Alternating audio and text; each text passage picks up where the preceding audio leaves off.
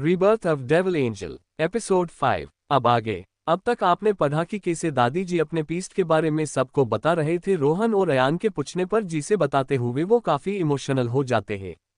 रोहन आगे कुछ और पूछने जा ही रहा था कि तभी सुमन जी उसे चुप करवाते हुए बोलती है, रोहन बहुत हुई बातें, चलो पहले अपना ब्रेकफास्ट खत्म करो। जी से सुनकर रोहन चुप हो जाता है और बी की सब भी अपना ब्रेकफास्ट करने लगते हैं। दादाजी बात सुनकर अवनी को भी अपना पास्ट याद आने लगता है। उसने भी तो अपनी फैमिली के खिलाफ जाके मयंक का साथ चुनी थी, लेकिन उसकी किस्मत ही खराब थी। उसने एक गलत इंसान को चुन लिया था जिसे कभी उससे प्यार ही नहीं था। प्यार में अंधी होके उसने अपना सब कुछ खो दिया। उसे नफरत सी होने लगती है मयंक के बारे में सोचकर। उसका बस चलता तो वो अभी ही मयंक और माया को मार देती, लेकिन वो नहीं चाहती थी दोनों इतनी आसान मौत मरे। उन्हें भी वो तकलीफ महसूस होनी चाहिए जो तकलीफ उसने महसूस की थी। तभी उसके सामने वो सीन आता है जब मयंक और माया ने उसे कांच के बने पानी के टाकी उसके हाथ पैर बांध के उससे तड़पता हुआ छोड़ के एक दूसरे को किस कर रहे थे, जो आपने कहानी के स्टार्टिंग में ही पढ़ी होगा। ये सब सोचकर उसके हाथ पैर थोड़े कांपने लगते हैं। उस घुटन तकलीफ जो उसने महसूस किया था। तभी सुहानी बोलती है, अवनी अवनी क्या तुम ठीक हो? जी से सुन अवनी अपने पास से बाहर आती है और बोलती है, हाँ मैं ठीक हूँ। तो सुहानी बोलती है, तो तुम्हारे मुंह पर इतना पसीना क्यों? के अवनी अपने माथे पर हाथ रख बोलती है, ओ शायद गर्मी की वजह से। जिसे सुहानी यकीन भी कर लेती है। सभी ब्रेकफास्ट करने के बाद हवेली को एक्सप्लोर करने लगते हैं और अपना अपना कमरा भी सिलेक्ट करने लगते हैं। सुहानी, प्रीत और सोनम, रूही एक एक कमरे में ही रहती है। अवनी उसका एक अलग कमरा था और रोहन और अयान भी अलग अलग कमरे चुनते हैं। शाम का वक्त सभी बड़े और बच्चे बाहर गार्डन में बैठे हुए थे। वहां का व्यू भी बहुत अच्छा लग रहा था। गर्ल्स सभी सेल्फी में लगे हुए थे। अयान अपना मोबाइल चला रहा था तो वही रोहन सुहानी को ताड़े जा रहा था। तभी अयान जो मोबाइल में बिजी था, अचानक ही वो रोहन को नोटिस करता है और उसके पास आके बोलता है, ब्यूटीफुल है ना? हाँ, रोहन बोलता है, लेकिन तभी उसे एहसास होता है कि उसने क्या बोला और किसको बोला। वो अयान की तरफ देखता है और बोलता, तू मरा भाया है ना, तो प्लीज चुप रहना। लेकिन अयान कहाँ चुप रहने वाला था। वो भागते हुए बोलता है, रुक अभी मैं बताता हूँ कि अवनी के फ्रेंड पे लाइन मार रहे हैं। जिसे सुनकर रोहन भी अयान को रोकने के लिए पीछे भागता है। वही अयान कुछ बोलता कि तभी रोहन उसके मुंह पे हाथ रख बंद कर देता है। अयान खुद को छुड़ाने की कोशिश करता है। इसी बीच धक्कम धुक्की में रोहन सुहानी से टकरा जाता है। सुहानी संभल नहीं पाती और दोनों एक साथ नीचे गिर जाते हैं, जिससे रोहन और सुहानी के लिप्स टच हो जाते। लेकिन रोहन सुहानी के उरपस से हटने के बजाय ऐसे ही सुहानी में खोया रहता है। वही सुहानी का भी कुछ यही हाल था। वो भी रोहन की आंखों में खो जाती है। दोनों एक दूसरे के आंखों में खोए हुए ही थे कि तभी सिटी की आवाज आती है जो अयान और सोनम बजा रहे थे। जिसे सुन दोनों असल दुनिया में आते हैं। रोहन जल्दी से सुहानी के ऊपर से हटता है और सॉरी बोल भाग जाता है। अयान भी उसे चिढ़ाने के लिए रोहन के पीछे पीछे चला जाता है। वही सुहानी के गाल लाल हो गए थे क्योंकि ये पहली बार था जब वो किसी लड़के के इतने करीब गई थी। प्रीत और अवनी उसे चिढ़ाते हुए बोलती है, क्या बात है सुहानी मैडम तो शर्मा गई, देखो इसके गाल कितने लाल हो गए हैं। जिसे सुनकर उसे और भी शर्म आती है और वो उन्हें रोकते हुए बोलती है, ऐसा कुछ भी नहीं है, मुझे गर्मी लग रही है ना, इसलिए मेरे गाल रेड हो गए होंगे। जिस पर अवनी और प्रीत बोलती है, हाँ हाँ हम समझ सकते हैं कि किस वजह से तुम्हारे गाल रेड हुए हैं। इतना बोल दोनों ठहाका मार के हंसने लगते हैं। रूही को कुछ समझ तो नहीं आ रहा था, लेकिन सोनम अच्छे से समझ रही थी अवनी और प्रीत की बातें। सभी गर्ल्स सुहानी को टीज करने लगती है, लेकिन हमारी रूही वो सेल्फी में लगी हुई थी क्योंकि उसे कुछ समझ ही नहीं आ रहा था। ऐसे ही मस्ती मजाक करते हुए रात हो जाते ही सुमन जी सबको खाने के लिए बुलाती है। सभी डिनर करके टेरेस में चले जाते हैं और वहां पे गद्दा बिछवाते हैं, जिससे राउंड शेप हो जाता है। सभी एक दूसरे के आमने सामने ही थे। सभी अपने अपने जगह में बैठ जाते हैं और मस्ती मजाक करने लगते हैं। तभी अयान बोलता है, चलो कोई गेम खेलते हैं, वैसे भी अभी सोने का टाइम नहीं हुआ है तो क्यों ना थोड़ा खेल ही लिया जाए। जिस पर सभी सहमत होते हैं और सोचने लगते हैं कि क्या खेले। तभी रूही बोलती है, अंताक्षरी खेलते हैं, जिस पर सभी सहमत हो जाते हैं। सभी लोग हंसी मजाक करते हुए अंताक्षरी खेलते हैं। टाइम का पता ही नहीं चलता, किसी को 12 बज रहे हगे। तब अवनी बोलती है, मुझे नींद आ रही है तो मैं अब नहीं खेलूंगी, तुम लोग कंटिन्यू करो। इतना बोल वो चली है सोने के लिए। रूही और सुहानी वहीं पे सो गए थे। प्रीत और सोनम को भी नींद आ रही थी, लेकिन दोनों को ऐसे छोड़कर नीचे कैसे जा सकती थी। प्रीत सुहानी को उठाती है लेकिन वो नहीं उठती। यही हाल रूही का भी था। थक हार के वो दोनों भी टेरेस में ही सो जाती है क्योंकि वहां पे पहले ही सभी चीजों का इंतजाम कर दिया गया था तो उन्हें कोई प्रॉब्लम नहीं हुई। सभी अपने अपने गद्दे में ओढ़ पोढ़ कर सो जाते हैं। वहीं नीचे भी सभी बड़े अपने अपने कमरे में सो रहे थे सिवाय अवनी के। अवनी नीचे आके अपने कमरे को लॉक करके किसी को कॉल करती है। दूसरी ओर से कॉल पिक होता है तो अवनी बोलती है कैसी है वो। दूसरी तरफ से कुछ कहा जाता जिसे सुन अवनी बोलती है गुड, उनका ख्याल रखना और बाहर जाने मत देना, अगले हफ्ते उन्हें राजस्थान लेके आना सही सलामत, लेकिन हाँ इस बात का ध्यान रखना कि कोई देखे ना उन्हें। दूसरी तरफ से ओके बोला जाता है जिसे सुनकर अवनी कॉल कट कर देती है और अपने बैग से लैपटॉप लेके कुछ करती है, फिर उसे अच्छे से सेफली रख देती है और खुद भी लाइट ऑफ करके सो जाती है। अगली सुबह अवनी उठती है और रेडी होके नीचे चली जाती है लेकिन उसे वहां कोई नहीं दिखता तो वो सुमन जी से पूछती है चाची जी कोई दिख नहीं रहा है, सब कहाँ पे है। जिस पर सुमन जी बोलती है लगता है वो लोग अभी तक सो रहे हैं, रुको अभी मैं इन्हें उठा के आती हूँ। सुमन जी जाने को होती है कि अवनी बीच में ही बोलती है चाची जी आप अपना काम फिनिश कर लीजिए, मैं जाके सबको उठा देती हूँ, वैसे भी मैं अभी फ्री ही हूँ। इतना बोल वो चली जाती है टेरेस पे जहाँ पे सब घोड़े बेच के सो रहे थे। एक गद्दे में सोनम और प्रीत सोई हुई थी, उनके दूसरी ओर रूही और सुहानी सोई हुई थी और उनके बाजू में रोहन अयान सोए हुए थे। अवनी उन्हें ऐसा सोते देखती है जो उल्टे फुलटे पोजीशन में सो रहे थे तो वो अपना फोन निकाल के उन सबकी फोटो क्लिक करती है। उसके बाद पानी का मग लेके प्रीत के ऊपर डालती है जिससे वो एकदम से उठ के बैठ जाते हैं और अपने फेस से पानी पोंछती है और अपनी आंखें खोल सामने देखती है जहां पे अवनी पानी का मग लेके खड़ी थी, जिसे देख प्रीत अवनी के पीछे भागने लगती है। अवनी की बच्ची रुक अभी मैं तुझे बताती हूँ ऐसा कौन जगाता है बोल।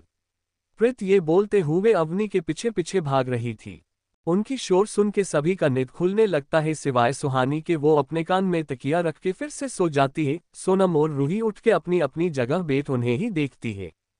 तो वही रोहन जब अपनी आंखें खोलता है तो उसे सबसे पहले सुहानी का फेस दिखता है जो बच्चों जैसी सो रही थी। रोहन लेटे हुए ही तकिए को पकड़ उसमें अपना हाथ टिका के बड़े ही गौर से सुहानी को देखने लगता है।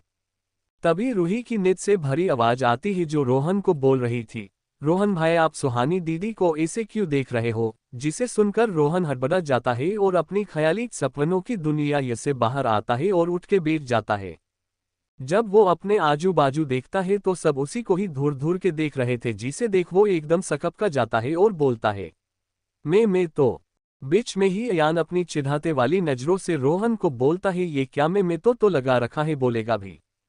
तभी रोहन की नज़र एक चिड़िया पे पड़ी आई जिसे देख बोलता है हाँ मैं तो चिड़िया को देख रहा था। जिसे सुनकर अयान बोलता है हाँ पता है किस चिड़िया को देख रहा था। अयान के बातों का मतलब समझ के रोहन उसके पेट में एक मुक्का मारता है और बोलता है आजकल तुझे कुछ ज्यादा ही समझ नहीं आने लगा है। अयान अपने पेट में हाथ रख बोलता है सॉरी यार तू तो बुरा मान गया सॉरी। इतना बोल वो भी उठ के बैठ जाता है और दोनों नीचे चले जाते हैं साथ में। अवनी बाकी सब को भी उठाती है और सभी नीचे चले जाते हैं अपने अपने रूम में फ्रेश होने। कुछ देर बाद सभी ब्रेकफास्ट करते हैं। तभी एक नो भागते हुए उनके पास आता है और हाफते हुए फोन सोहम ओब्रोय दादाजी को देता है। पहले तो वो सवालिया नजरों से नौकर को देखते हैं फिर फोन को कान में लगीते हैं। दूसरी तरफ से कुछ कहा जा है जिसे सुन उनकी आंखों से आंसू बहने लगते हैं। बाकी का कल आगे क्या होगा कहानी में, आखिर किसका कल था और ऐसा क्या कहा गया दूसरी तरफ से जिसे सुनकर दादाजी के आंखों से आंसू बहने लगे। सभी सवालों के जवाब जानने के लिए से पढ़ते रहिए कहानी का अगला भाग। तारांकन तारांकन तारांकन तारांकन तारांकन तारांकन तारांकन तारांकन तारांकन तारांकन तारांकन तारांकन तारांकन तारांकन तारांकन तारांकन। हेलो रीडर्स, स्टोरी पसंद आए तो कमेंट और शेयर करना ना भूले और अपना रिव्यूज देना भी ना भूले। Thank you. तारांकन तारांकन तारांकन तारांकन तारांकन तारांकन तारांकन तारांकन तारांकन तारांकन तारांकन तारांकन तारांकन तारांकन तारांकन तारांकन तारांकन। अब तक रात हो गई थी। माही की हालत भी बहुत खराब हो गया था। वो जाके सबसे पहले शावर लेती है और नीचे जाके ढूंढने लगती है कुछ खाने को। सुबह से ही उसने कुछ नहीं खाई थी, ऊपर से इतने काम करने और सविता के टॉर्चर की वजह से उसे बार बार चक्कर आ रहे थे। उसे वहां पे कुछ नहीं मिलता सिवाय मैगी के कुछ पैकेट के अलावा। उसे थोड़ा अजीब लगता है क्योंकि सुबह यहाँ पे बहुत सी चीजें रखी हुई थी खाने के लिए, लेकिन अब अचानक से कुछ भी नहीं है। माही मैगी को ही बनाने लगती है, जिसे बनाने में उसे अपने हाथ में जलन भी महसूस हो रहे थे, लेकिन वो कैसे भी करके बनाती है और जल्दी जल्दी खाने लगती है। मैगी गर्म होने की वजह से उसके मुंह भी जल जाते हैं, लेकिन भूख की वजह से वो खाना चालू ही रखती है। माही के आंखों से आंसू बह रहे थे, वो रोते रोते ही खाने लगती है। अब आगे खाने के बाद माही गैलरी में जाती है और वहीं पे एक मेड बिछाती है जो उसे सफाई करते हुए मिला था, और एक पिलो लगा के वहीं सो जाती है एक पतली सी चादरों के। अगली सुबह माही की नींद खुलती है धूप की वजह से जो हल्के हल्के उस पर पड़ रहे थे। माही जल्दी उठ के सभी सामान उठा के रखती है और शावर लेने चली जाती है। शावर लेने के बाद वो नीचे जाती है जहाँ पे सविता और रीना नहीं थी, जिसे देख थोड़ी शांत हो जाती है क्योंकि कल सविता ने उसे बहुत टॉर्चर किया था। माही किचन में चली जाती है और खाने के लिए फिर से मैगी बनाती है क्योंकि एक वही यहाँ पे मौजूद था जो उसे आता था बनाने। माही बना ही रही थी कि तभी वहाँ पे सविता आ जाती है और माही को देखती जो मैगी बना रही थी।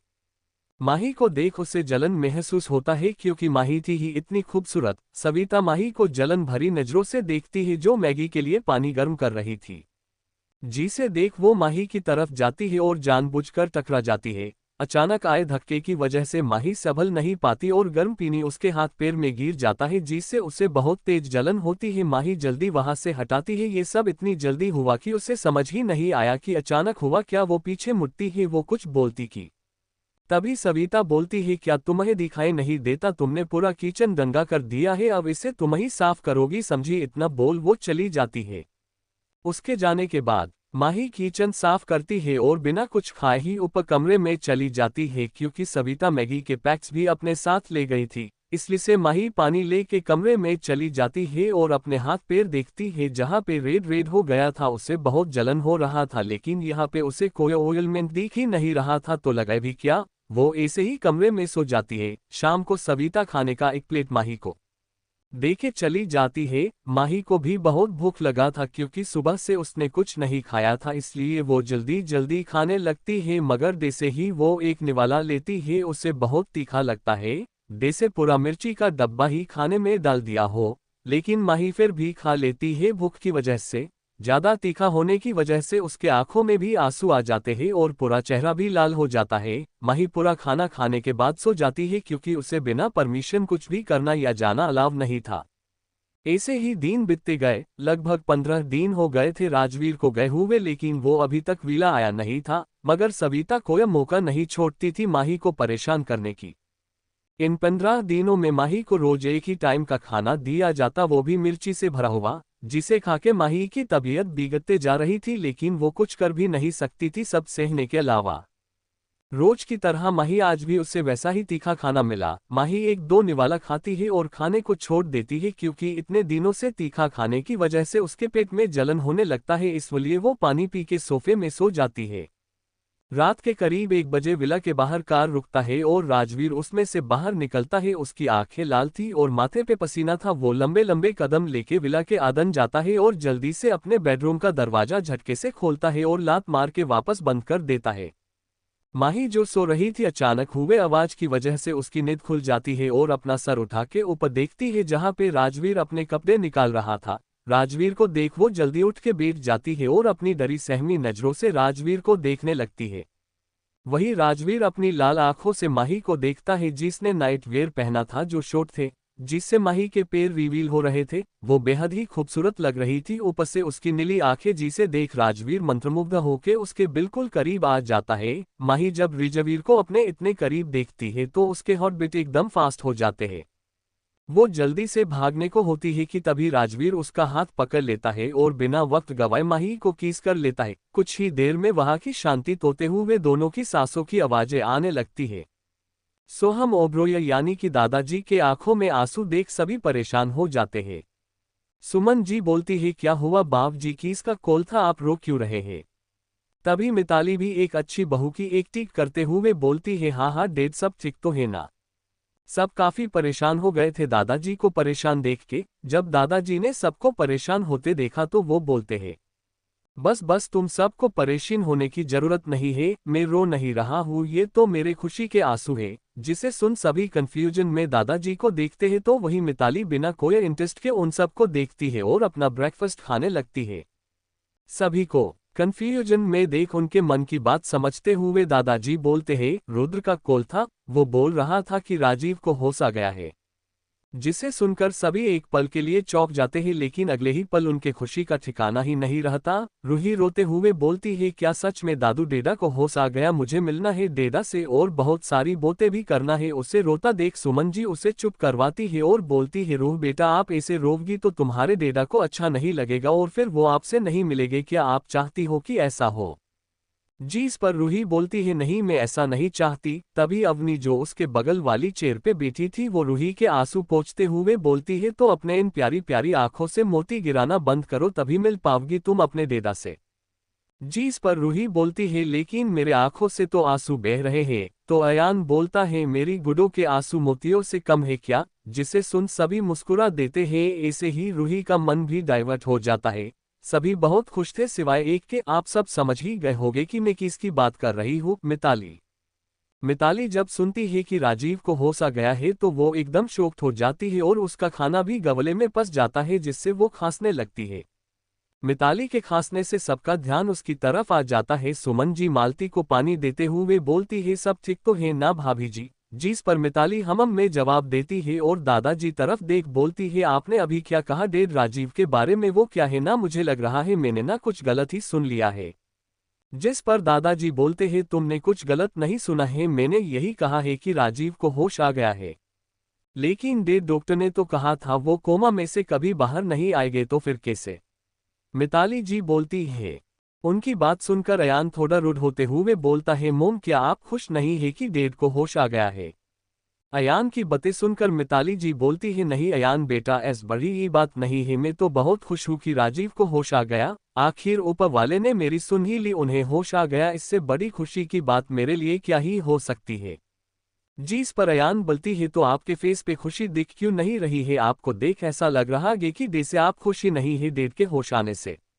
अयान की बात सुनकर मिताली अपने आंखों में नकली आंसू लाते हुए बोलती है, अयान तुम आखिर ऐसा सोच भी कैसे सकते हो कि मैं उनके होश आने से दुखी होगी? अरे वो जल्दी ठीक हो जाए इसलिए रोज मंदिर में जाती हूँ उनके नाम का पूजा करवाने के लिए कि जल्द से जल्द ठीक हो जाए, लेकिन तुम मुझ पे शक कर रहे हो मेरे बेटे होकर। मुझे तुमसे ये उम्मीद नहीं थी। इतना बोल वो अपने आंसू पोंछ वहां से उठकर अपने रूम में चली जाती है। जिसे देखकर दादाजी बोलते हैं, अयान तुम्हारी मोम है वो, तुम ऐसा सवाल कैसे पूछ सकते हो अपनी मोम से? जाहिर सी बात है वो खुशी होगी अपने पति को होश में देखकर। हाँ अयान बेटा आपको ऐसे नहीं बात करना चाहिए था अपनी मोम से, सुमन जी बोलती है। जिस पर अयान बोलता है, दादू चाची मैं वही बोला जो मुझे दिख रहा था। जब भी डेड की अच्छी कंडीशन के बारे में सुनती है मोम उनके फेस से लगता ही नहीं कि वो खुश है। सॉरी अब से मोम को ऐसा नहीं बोलूंगा, दादाजी हमम में जवाब देते हैं और फिर सभी अपना ब्रेकफास्ट कंप्लीट करते हैं। ब्रेकफास्ट के बाद दादाजी अपने कमरे में चले जाते हैं और सुमन जी किचन का काम देखने चली जाती है। रोहन और अयान भी बाहर चले जाते हैं काम से। रूही, सोनम, अवनी, सुहानी, पृथ्वी बचे थे नीचे हॉल में। पांचों वही लिविंग रूम में बैठ के बातें करने लगते हैं। तभी अवनी बोलती है, रूही राजीव अकल के साथ हुआ क्या था जो वो कोमा में चले गए? वहीं दूसरी तरफ मिताली का कमरा, वो बार बार कमरे में यहाँ वहाँ टहल रही थी। वो खुद से ही बोलती है, लगता है भगवान को मेरी खुशी बर्दाश्त नहीं, तभी तो एक प्रॉब्लम हटाई हूँ तो दूसरी आ गई। अब इस राजीव को कैसे संभालूं? अगर उसने सबको बता दिया मेरे बारे में तो क्या करूंगी मैं? नहीं नहीं कुछ करना होगा, उसके बोलने से पहले ही उसे खत्म करना होगा। सॉरी रीडर्स, टाइम नहीं मिला लॉन्ग चैप्टर लिखने का। कल पक्का लॉन्ग चैप्टर अपलोड KARUGI। दर्द तेरे इश्क में। माही जो सो रही थी, अचानक हुए आवाज की वजह से उसकी नींद खुल जाती है और अपना सर उठा के ऊपर देखती है जहां पे राजवीर अपने कपड़े निकाल रहा था। राजवीर को देख वो जल्दी उठ के बैठ जाती है और अपनी डरी सहमी नजरों से राजवीर को देखने लगती है। वही राजवीर अपनी लाल आंखों से माही को देखता है जिसने नाइट वेयर पहना था जो शॉर्ट थे, जिससे माही के पैर रिवील हो रहे थे। वो बेहद ही खूबसूरत लग रही थी, ऊपर से उसकी नीली आंखें, जिसे देख राजवीर मंत्रमुग्ध होकर उसके बिल्कुल करीब आ जाता है। माही जब राजवीर को अपने इतने करीब देखती है तो उसके हार्ट बीट एकदम फास्ट हो जाते हैं। वो जल्दी से भागने को होती है कि तभी राजवीर उसका हाथ पकड़ लेता है और बिना वक्त गवाए माही को किस कर लेता है। कुछ ही देर में वहां की शांति तोड़ते हुए दोनों की सांसों की आवाजें आने लगती है। अब आगे। अगली सुबह करीब 10 बजे राजवीर की आंखें खुलती है तो वो खुद को माही के साथ पाता है। उसे कल रात की सारी बातें याद आने लगती है।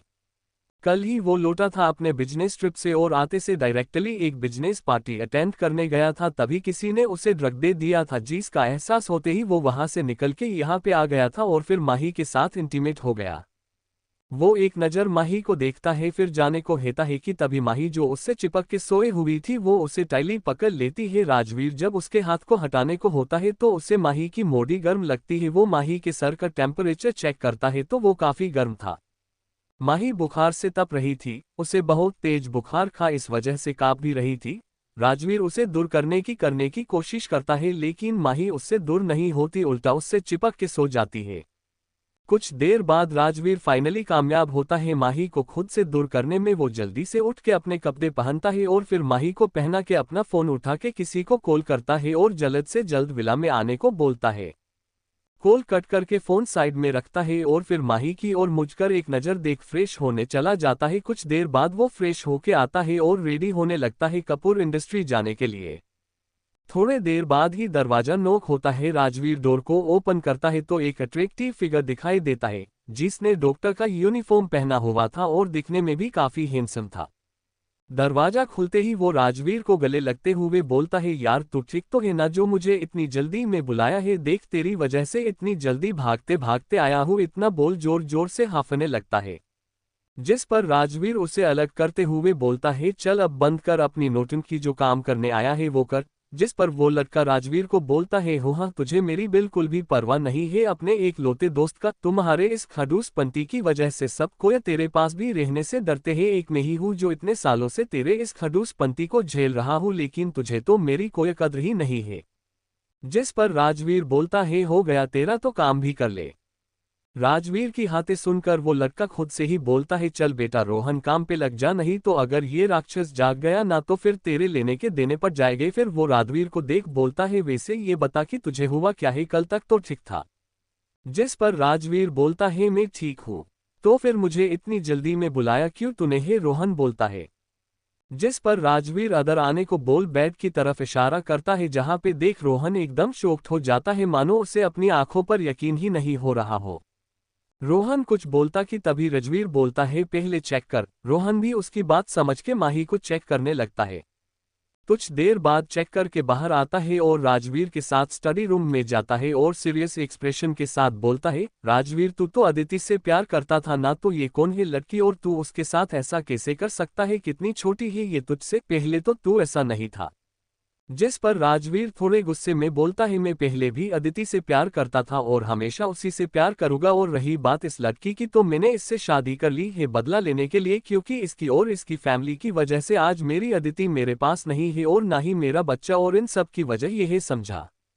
अच्छा, तू अपना बदला लेने के लिए उस लड़की के साथ ये सब करेगा? अरे और भी बहुत तरीके थे तेरे पास बदला लेने के, लेकिन ये सब नहीं करना चाहिए था। तूने उसके साथ गलत किया है, और उसकी फैमिली, क्या उन्हें पता है इसके बारे में? रोहन बोलता है। राजवीर, नहीं, इसकी फैमिली को कुछ भी पता नहीं है, वो तो परेशान हो रहे होंगे और तड़प रहे होंगे अपनी लाडली के लिए कि वो कहाँ पे है। बहुत शौक है ना उन्हें अपने पैसे और पोजीशन का गलत यूज करना, तो अब उन्हें मैं बताऊंगा कि राजवीर कपूर कैसे अपने पावर का गलत यूज करता है।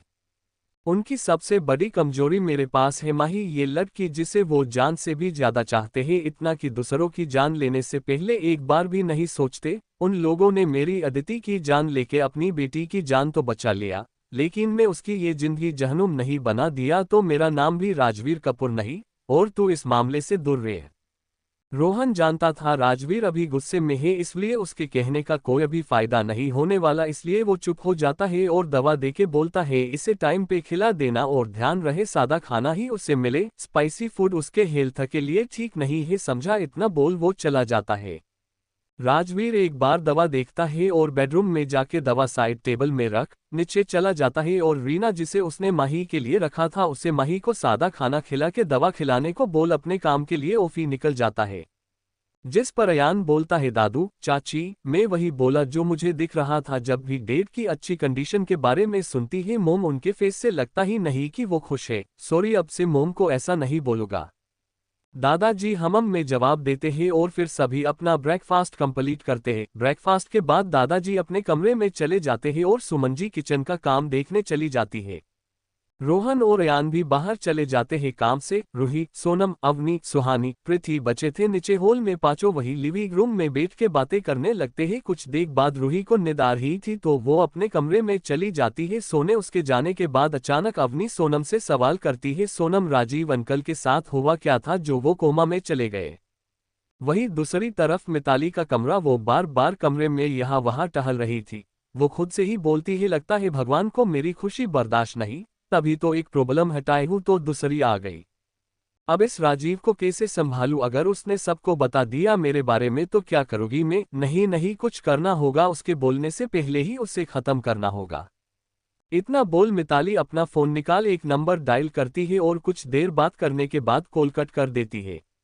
वहीं नीचे हॉल में अवनी के सवाल पे सनम जवाब देती है, हमें ज्यादा याद तो नहीं है बट इतना पता है कि बड़े पापा और बड़ी माँ का एक बड़ी एक्सीडेंट हुआ था जिससे बड़े पापा कोमा में चले गए और उस एक्सीडेंट के बाद बड़ी माँ भी सबसे अलग रहने लगी। पहले की तरह सबसे मस्ती मजाक बातें कुछ नहीं करती, हमेशा सबको इग्नोर कर देती। अयान को उनका ये बिहेवियर पसंद नहीं आता था इसलिए वो बड़ी माँ से दूर रहने लगा, वरना पहले वो बड़ी माँ के काफी क्लोज था। दादू और मोम ने कहा कि एक्सीडेंट और बड़े पापा के कोमा में जाने की वजह से बड़ी माँ बड़ी ही हो गई, अलग अलग रहने लगी। इतना बोल सोनम चुप हो जाती है।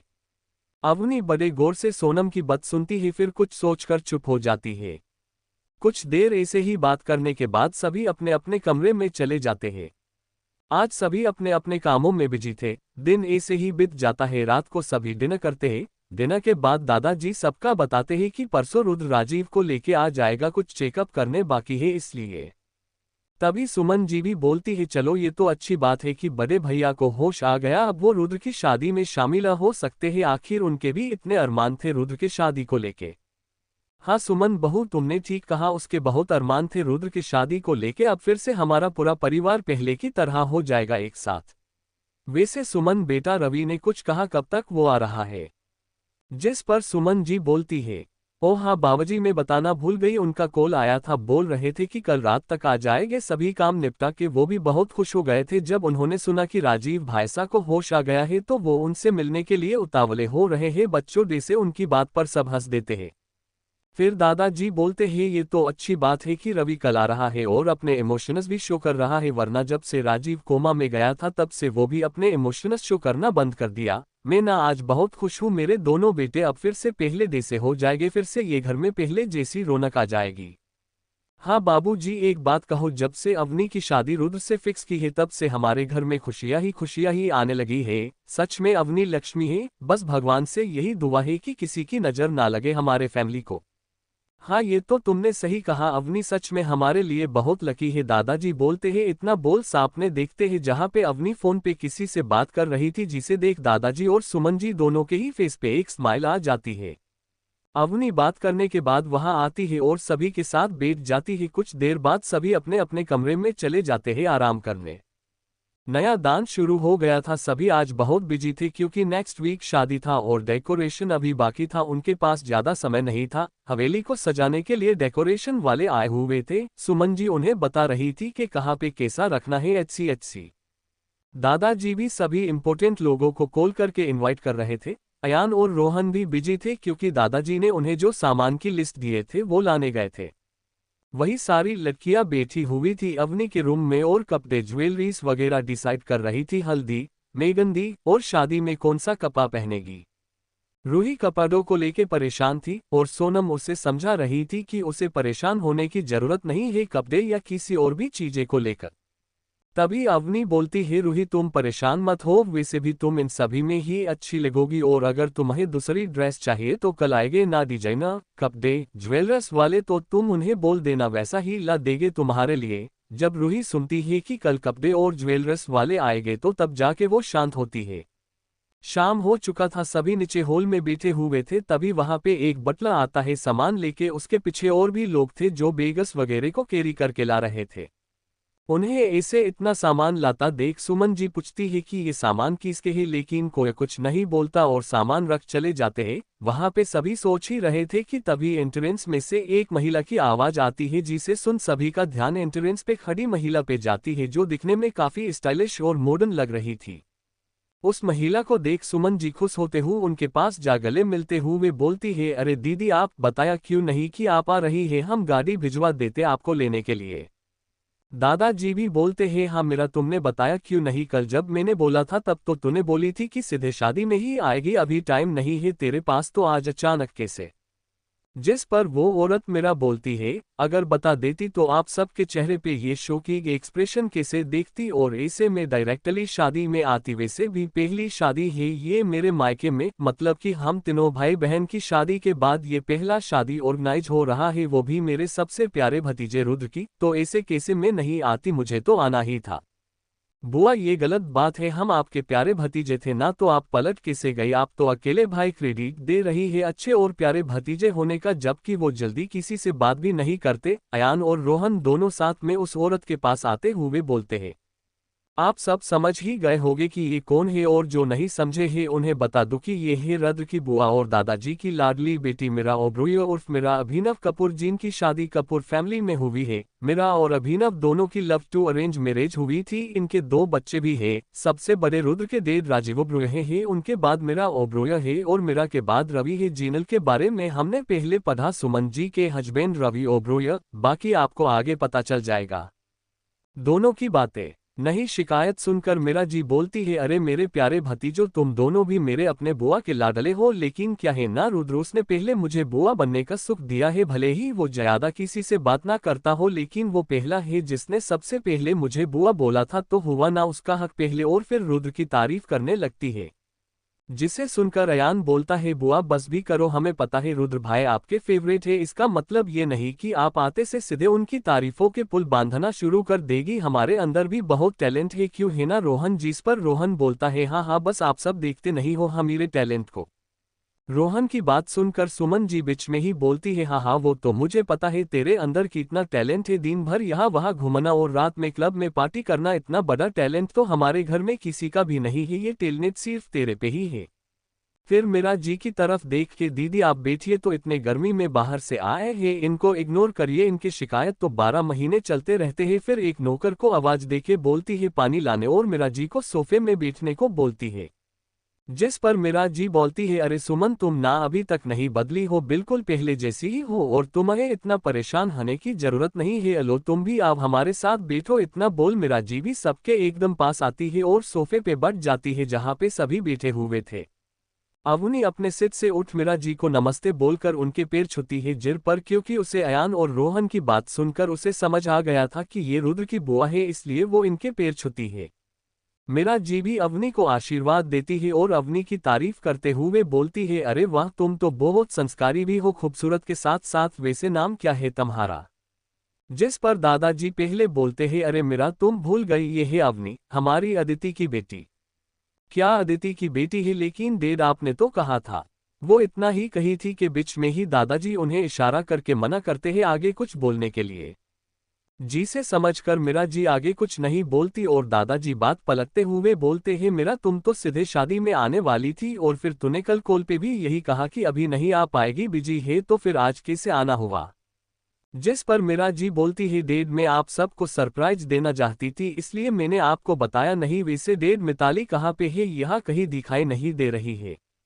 जिस पर सुमन जी बात घुमाते हुए बोलती है, वो दीदी बड़ी भाभी का सर दुख रहा था तो वो थोड़ी देर आराम करने गई है, वैसे आप बताइए बाकी दोनों बच्चे कहाँ पे है और कब आएंगे, आप उन्हें साथ क्यों नहीं लाए। अरे हाँ मेरा वीर और मानसी कहाँ पे है और उन्हें साथ क्यों नहीं लाए।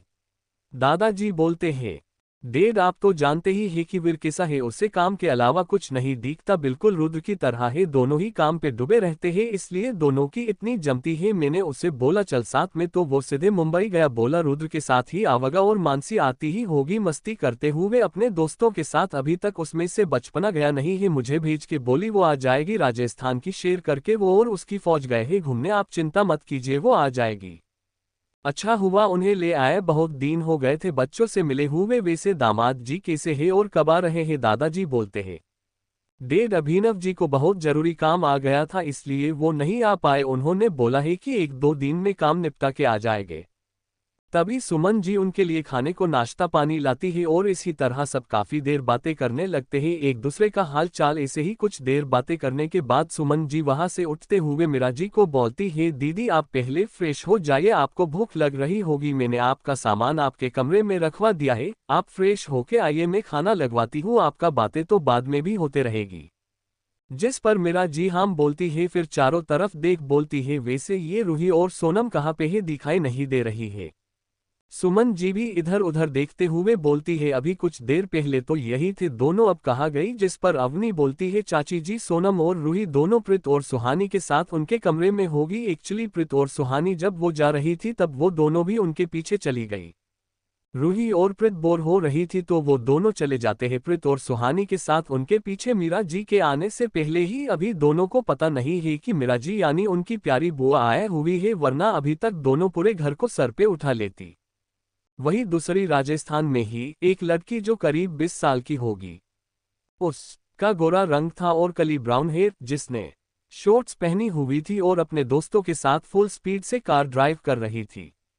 उसके दोस्त उसे मना कर रहे थे लेकिन वो किसी की नहीं सुनती और चिल करने को बोलती। काफी देर मस्ती करने के बाद वो लोग एक मेले में पहुंचते हैं जहां पे बड़े बड़े झूले और तरह तरह के खेल लगे हुए थे। वहां पे बहुत सी बंजारन औरतें डांस कर रही थी तो कोई खेल दिखा रही थी। ये सब उस लड़की को काफी इंटरेस्टिंग लगता है, वो अपने दोस्तों के साथ वहां पे एंजॉय करने लगती। कुछ देर बाद वो लड़की एक स्टॉल के पास जाती है और बेंगल्स देखने लगती है जो बहुत ही सुंदर दिख रहे थे, लेकिन जल्दबाजी में वो अपने पैसे लाना ही भूल गई थी। उसका पर्स कार में ही रह गया था, लेकिन उसे वो बेंगल्स भी बहुत अच्छे लग रहे थे। वो स्टॉल के मालिक से मांगती है लेकिन वो वही देता तो वो फिर थक हार के अपनी आंखें बंद करके उन बेंगल्स पे हाथ रखती है, फिर उन्हें लेके भागने लगती है, जिसे देख स्टॉल का मालिक भी उसके पीछे भागने लगता है। वो लड़की भी बेंगल्स छीन जाने के डर से और तेज भागती है, लेकिन जल्दबाजी में वो किसी से टकरा जाती है और उसे ले दे के साथ नीचे गिर जाती, जिससे दोनों के लिप्स टच हो जाते। वो लड़का उठने को होता है कि तभी लड़की उसे पकड़ के अपने नीचे करके किस करने लगती है, जिससे वो लड़का एकदम शॉक्ड हो जाता है। कुछ देर बाद जब लड़की उस लड़के को छोड़ती है और उसके ऊपर से उठती है और अपने कपड़े झाड़ने लगती है, लड़का भी खड़ा होता है और उस लड़की के एक बाजू पकड़ के बोलता है, ये क्या हरकत थी तुम्हारी और तुम्हारी हिम्मत भी कैसे हुई मुझे किस करने की। जिस पर लड़की बोली है, ओ हेलो देखी अपनी फेस कभी आईने में, वो तो शुक्र मनाव मैंने तुम्हें अपनी फर्स्ट किस दी, तुम लकी निकले, वरना मैं किसी को भाव भी नहीं देती समझे। वो तो मुझे उस आदमी से बचना था इसलिए मैंने तुम्हें किस कर दिया, वरना वो इतना ही बोली थी कि वो लड़का उसके पास आके अचानक लड़की का सर पकड़ के किस करने लगता है। 5 मिनट बाद छोते हुए बोलता है, मैं किसी का उधार नहीं रखता, ये हुआ तुम्हारा हिसाब बराबर और आइंदा कभी इस तरह की हरकत मत करना किसी के साथ, समझी। इतना बोल वो लड़का चला जाता है। वो लड़की वही खड़ी रहती है, बस उस लड़के को जाते हुए वो खोई रहती है कि तभी उसे पीछे से आवाज आती है, मानसी मानसी कहाँ खो गई तू, हम कब से तुझे आवाज लगा रहे हैं, तू सुन क्यों नहीं रही है। जी हाँ, ये कोई और नहीं मानसी अभिनव कपूर है, मीरा कपूर की इकलौती बेटी। अपने दोस्तों की बात सुनकर वो होश में आती है और फिर अपने दोस्तों को बोलती है, वो कुछ नहीं बस ये अपने हाथ में पके बेंगल्स को दिखाते हुए बोलती है, इन्हें बचा रही थी, ये एक ही पीस बचा हुआ था और मुझे बेहद पसंद भी आया, लेकिन मैं पैसे भूल गई कार में ही। मैंने उस स्टॉल के ओनर को ये समझाया लेकिन उसने मुझे नहीं दिया तो मैं इसे लेके भाग आया। इसका मालिक भी मेरे पीछे पीछे आने लगा, मैं भी तेज तेज भागने लगी, तभी एक लड़का मुझसे टकरा गया और दोनों साथ नीचे गिर गए। तभी उधर इस बेंगल्स का ओनर दिखा, जिसे देख मैंने बचने के लिए उस लड़के को किस कर दिया और बिना देखे उसे सुनाने भी लगी, तभी उसने भी मुझे इतना बोल वो चुप हो जाती है। उसे रियलाइज होता है कि उसने फ्लो में कुछ ज्यादा ही बोल दी है। मानसी चुप हो जाती है तो उसके फ्रेंड्स चिढ़ाते हुए बोलते हैं, आगे आगे क्या हुआ। मानसी शर्मा जाती है और बोलती है, कुछ भी नहीं समझी नैन्सी, चल मुझे पैसे दे, मैं उस स्टॉल के ओनर को दे के आती हूँ। इतना बोल वो पैसे लेके चली जाती है और उस स्टॉल के ओनर को आती है। फिर सभी निकल जाते हैं घर के लिए।